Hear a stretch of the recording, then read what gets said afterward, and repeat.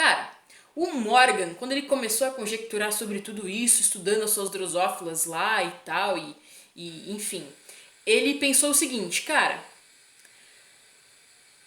quanto mais distante os meus genes de interesse que eu estou estudando estão, maior a taxa de recombinação, você concorda?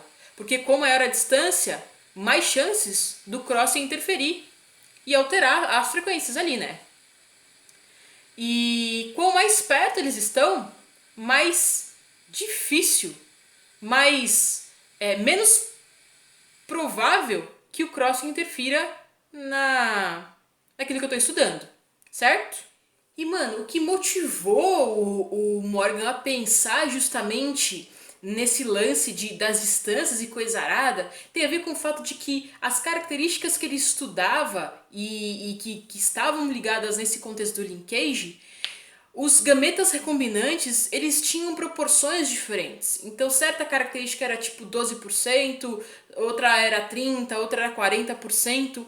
Então ele pensou, cara, essa diferença dos recombinantes tem a ver com quão distante eles estão uns dos outros. Com maior a distância entre os meus genes de interesse, entre os genes de interesse que eu tenho estudado aqui, maior a taxa de recombinação. Quanto menor a distância, menor a taxa de recombinação, justamente por essa possibilidade de haver o crossing ou não, do crossing interferir nas frequências ou não. Justo? Muito bem. Então ele construiu esse raciocínio. A distância, cara, entre os genes de interesse, entre os alelos, é igual à taxa de recombinação. Então, mano, se liga.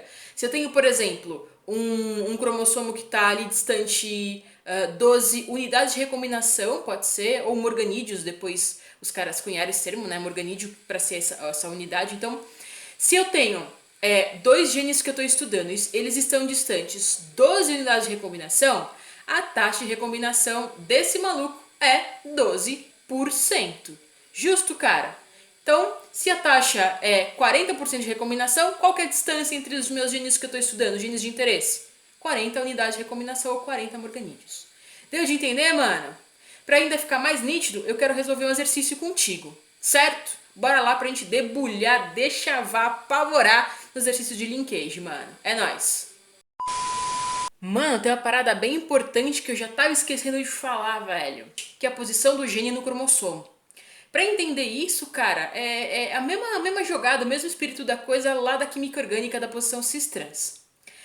A posição cis, cara, é quando eu tenho os dominantes de um mesmo lado, no mesmo cromossomo. Então eu tenho azão, bezão no mesmo cromossomo e os recessivos naturalmente no outro, azinho, bezinho. Aí, mano, os cromossomos parentais serão azão, bezão, azinho, bezinho. E os recombinantes, azão, bezinho, azinho, bezão. Justo? Quando eu tenho a posição trans, cara, os dominantes, eles estão em cromossomos diferentes, em posições na transversal. E os recessivos também. Então eu tenho num cromossomo azão, bezinho, no outro azinho, bezão. Justo? Certo? E daí, cara? E daí que os parentais serão azão, bezinho, azinho, bezão, e os recombinantes, azão, bezão, azinho, bezinho. Justo? Então, se eu tenho posições diferentes, cis e trans, eu altero as frequências dos recombinantes, cara. As frequências e as ocorrências dos recombinantes aí, do que diz respeito ao seu genótipo. Certo? Dali, vamos que é nóis!